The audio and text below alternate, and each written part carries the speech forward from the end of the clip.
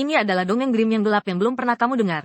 Putri tidak diselamatkan oleh pangeran. Sebaliknya, dia dipenggal. Kemudian pangeran menjadi raja, menikahi putri berikutnya, lalu membunuh putri ini. Setiap 4 hari ada siklus, berulang-ulang, hingga istri ke-999 muncul. Namanya adalah Yu Huan. Dia berasal dari dunia nyata. Dia tahu tentang karya asli dongeng. Dalam karya asli, putri tidak mati.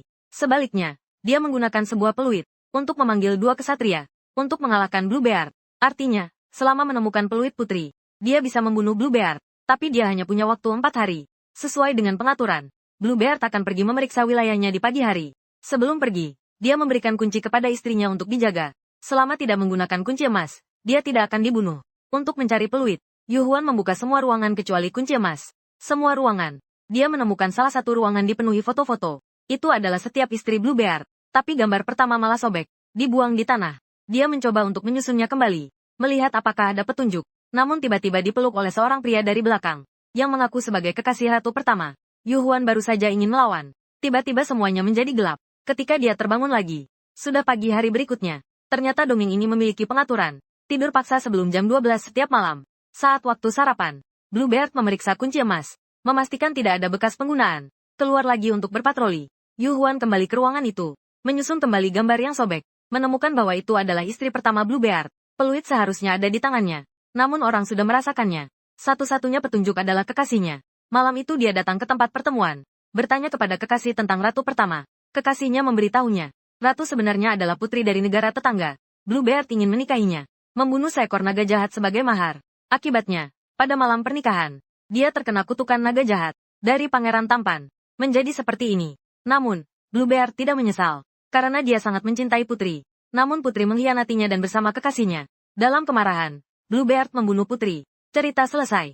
Tepat pada pukul 12. Yu Huan dipaksa untuk tidur. Keesokan harinya, dia teringat cerita yang diceritakan oleh kekasihnya. Dia menemukan sebuah kejanggalan. Blue Beard bahkan membunuh putri yang mengkhianatinya. Mengapa membiarkan kekasihnya hidup sampai sekarang? Maka tiba malam ketiga.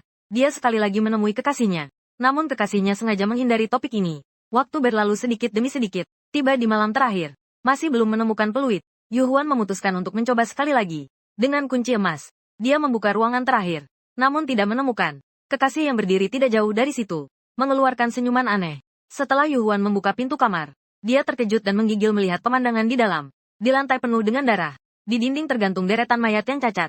Beberapa di antaranya dipenggal. Beberapa lainnya dicungkil matanya. Ternyata ini adalah tempat Blue Beard. Tempat di mana dia membunuh setiap istri. Tiba-tiba tali putus. Sebuah mayat jatuh dari dinding. Darah yang memercik jatuh ke kunci emas. Dia ingin menghapusnya. Namun dia menemukan bahwa darah itu seolah terpatri di atasnya. Yu Huan segera berusaha menenangkan dirinya. Yang terpenting adalah mencari peluit. Di bagian paling dalam ruangan, dia menemukan sebuah mayat utuh. Itu adalah ratu pertama. Baru saja ingin mendekat untuk memeriksa. Mayat itu tiba-tiba mengangkat tangan, menunjuk ke sebuah sudut, mengikuti arah yang ditunjuk. Di sana terletak kapak yang digunakan Blue Beard untuk membunuh naga besar. Di sampingnya ada sebuah peluit. Yu Huan baru saja mengambilnya. Waktu sudah menunjukkan pukul 12. Untungnya, keesokan harinya dia terbangun. Peluit masih ada di tangannya. Tapi baru saja dia menghela napas lega. Blue Beard langsung menerobos masuk. Oh, ratu tercintaku. Jika kau menggunakan kunci emas, kau harus mati. Sambil berbicara, kapak itu menghantam tempat tidur. Yu Huan buru-buru melarikan diri dari kamar. Sambil berlari, dia meniup peluit. Ketika dia melarikan diri ke koridor, 2 kesatria menerobos masuk melalui jendela. Mereka menghalangi di depan Blue Beard. Namun, mereka bahkan tidak bisa menghalangi satu ayunan kapak. Kepala mereka pun dipenggal. Yu Huan langsung terkejut. Cerita ini tidak sesuai. Melihat kapak besar Blue Beard akan segera menghantam. Dia tiba-tiba teringat sesuatu. Dia segera berteriak. Blue Beard adalah kamu. Kekasih juga adalah kamu. Kapak besar jatuh ke tanah dengan suara keras. Namun, tidak mengenai tubuhnya. Melihat Blue Beard berhenti bergerak, Yu Huan melanjutkan pembicaraannya. Setiap ratu, setelah menemukan kebenaran berdarah di balik pintu, hanya akan dibunuh. Pintu yang dibuka oleh ratu pertama. Seharusnya tidak ada apa-apa. Jadi dia tidak dibunuh karena ini.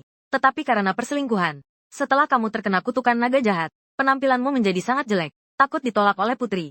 Maka di malam hari berubah menjadi pemuda tampan. Menguji kesetiaan ratu. Tanpa disadari, ratu sudah tahu sejak awal bahwa kekasihnya adalah kamu. Agar tidak melukai harga dirimu. Dia berperan sesuai dengan perannya. Tetapi kamu merasa dikhianati. Sama sekali tidak memberi kesempatan untuk menjelaskan. Membunuh orang itu. Tetapi ratu sampai mati. Selalu penuh dengan kelembutan. Jadi dia benar-benar mencintaimu. Si biru yang mengetahui kebenaran. Meninggalkan air mata penyesalan. Perlahan-lahan kembali ke penampilan tampan. Pada saat itu, Jiwa ratu muncul, memeluknya dari belakang.